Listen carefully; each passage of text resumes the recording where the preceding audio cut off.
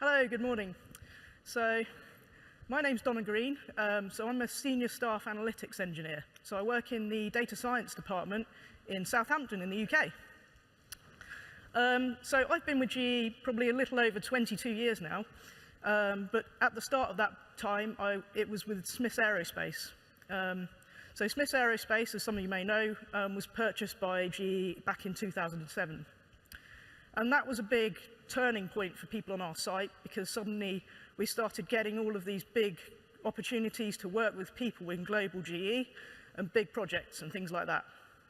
However, I will say that it probably took a lot longer for the actual GE culture to kind of filter down to our site.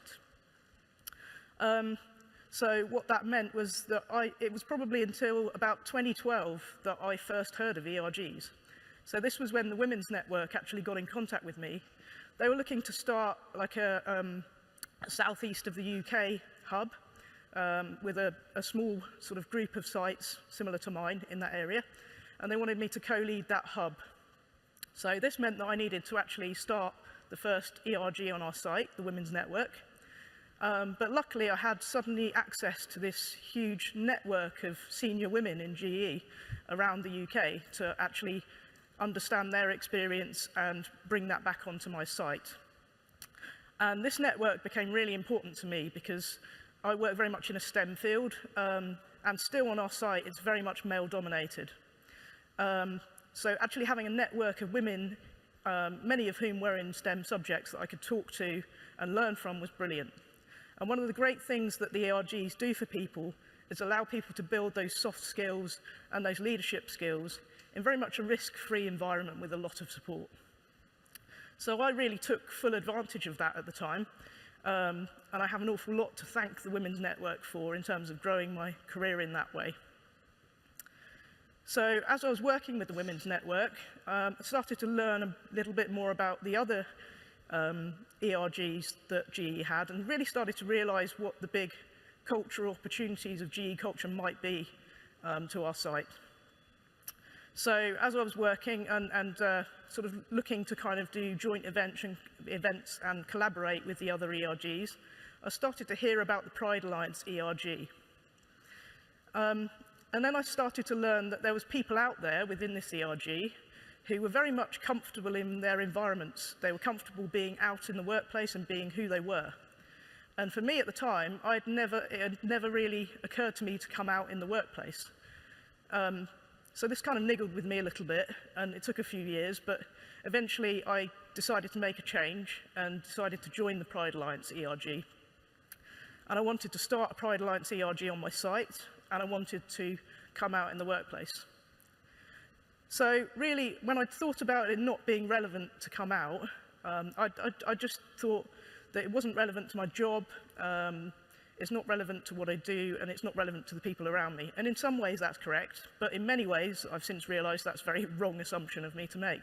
So when you're actually in the kitchen with your colleagues on a day-to-day basis, and you're talking about things like what you did at the weekend or where you went on holiday, when you're not out in the workplace, what you start doing is changing pronouns, changing names. You have to start keeping a mental log of what you've said to whom all the time. And all of this is extremely exhausting. And you might not realize it at the time, I didn't.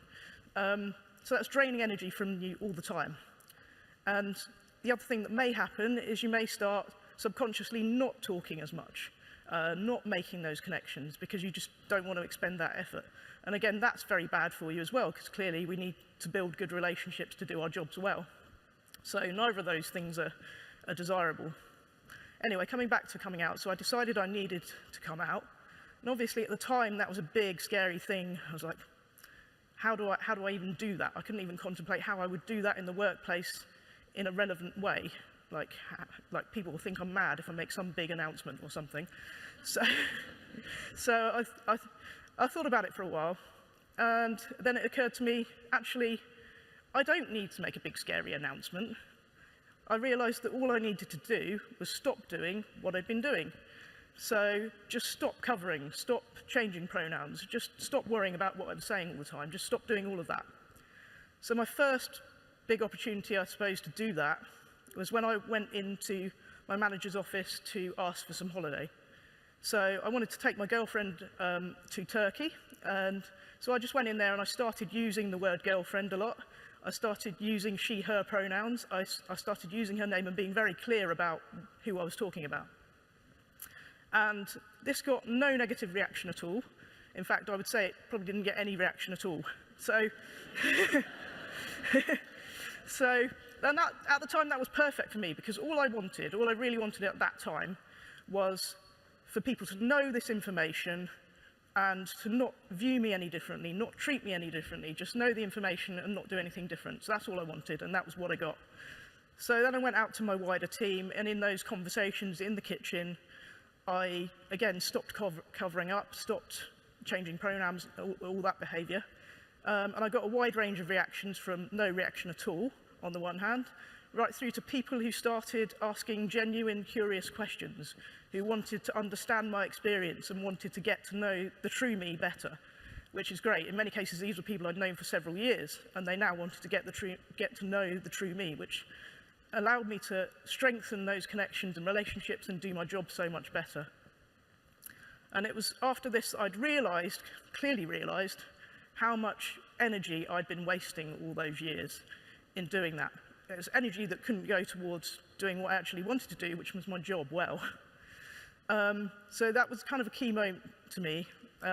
So I then, from that, wanted to not have anyone else kind of take that many years to go on that journey and realise that.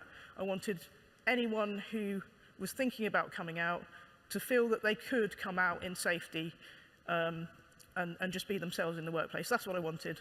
So that was when I set up the Pride Alliance ERG on our site.